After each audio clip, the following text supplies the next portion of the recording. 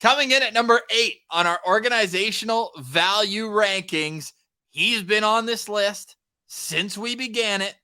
He's made his move up, and now he's actually back where he started back in 2020. At number 8, it's Drake Batherson.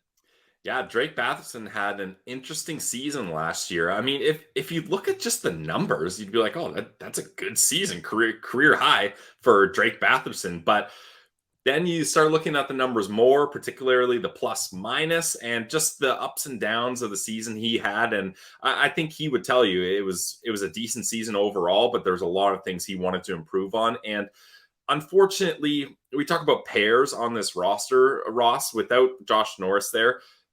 DeBrincat and Batherson were kind of essentially a pair on that line, but that was a pair that just did not work. I had higher expectations, but I don't want to start this off negatively about Drake, but I think the big thing is, and we've talked about this in a lot of postcasts, Ross, is Drake Batherson didn't have that defensive acumen that he used to be known for and that we used to really pump up about him. Like, he used to have a little bit of Mark Stone in him where he was able to strip pucks, use his big frame to play a better defensive game. But I don't know if it was just playing with Alex DeBrincat and he felt kind of forced to ramp up the offense to get this sniper the puck and try to score goals and just focus on that. I don't know if that got into his head or just without having a stable, true number 2 centerman, he wasn't able to perform the way he would have liked to. But the thing with Drake Batherson this season is I want to see a much better defensive two-way game from him. Yes, so do I. And this guy brought it at junior level, at World Juniors. Like, he was known as a two-way winger, rather. I played center in junior, but he's a winger. Don't tell we're talking about EA Sports. They still haven't figured it out. They keep having him listed at center every year. Every year. They better fix that this year. Right winger, Drake Batherson. And what I love about Drake is his hands. I mean, that's his number one attribute. This guy can dangle in a phone booth. And what I love too, I was watching some clips about him. Shout out to Youngo on YouTube. He posts these clips of all the season. I forgot about this in the best Tuesday of your life, the home opener. You know, he scored to make it 3-0, and it was disallowed due to goalie interference. And then he scored 1 minute later, and he did the point like, that's a goal. Yep, I do remember that actually because we had a lot of fun doing the goal sign in the crowd. Yeah, so I mean, just the swagger that he brings, and if he could figure out the defensive side of the game, again, rediscover it, I want to say. That's the thing, get back to it. Yeah, exactly. He was so good defensively, and he's actually the first interview we ever did on Making Sense of the Sens, and it came up recently. I actually have it. We are so awful, you and I. Like, we are so bad in that interview. So I'm hesitant. Oh, no. Maybe for our 1000th episode, I'll put it in that and have it as, hey, look how far we've come. Yeah, okay. I was going to say, here we've done 1,000 episodes. Look how bad we used to be. Yeah, pretty much. But hey, with Drake Batherson, let's get to his stats from last year. 82 games. Great to see him play a full 82 games after that clown Aaron Dell took him out for the second half of that year with that high ankle sprain. Absolute clown. A disgrace to the University of North Dakota. Let's put it that way. Yep. 22 goals for Drake Batherson, 40 assists, good for 62 points, 33 penalty minutes, and colder than the average temperature where Vladimir Tarasenko is from. That's a Siberia minus 35 right there.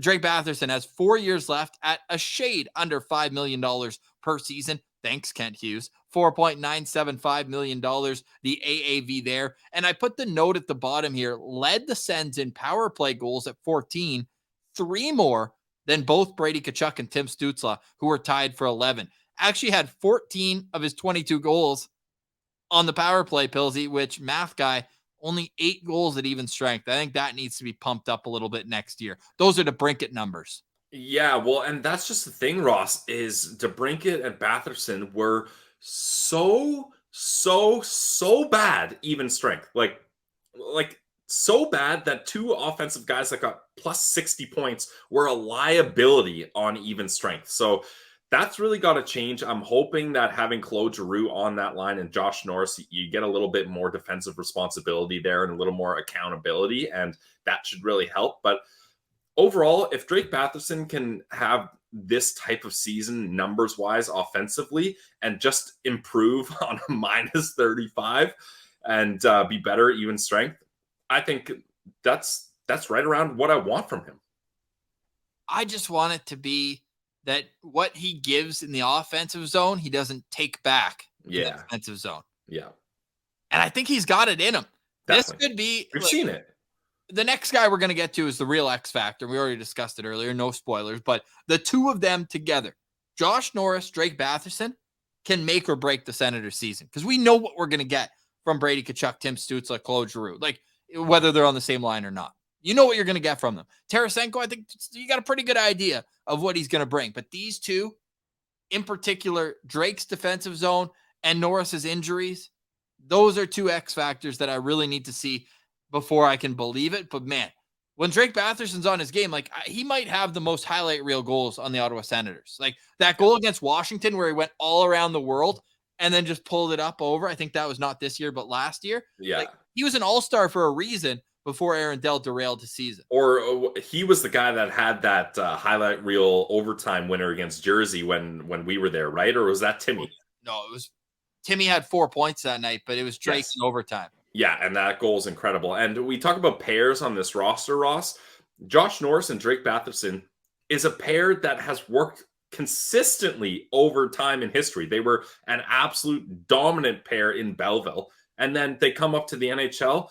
Brady Tkachuk, Josh Norris, and Drake Batherson were one of the youngest top lines in the league, and they excelled. So I don't see any reason why putting Claude Giroux on that line with those two guys wouldn't do just as good, if not better. So I'm really excited for this second line. I think if everybody can stay healthy, this top six, oh man, it's going to be a lot of fun to watch. I'm super excited to see what Drake Batherson can bring at the defensive side of his game. He came in at number 8 in 2020. He moved up to 6 in each of the last 2 years, and now he's down 2 spots, which I think more so speaks to the talent that's been added in front of him.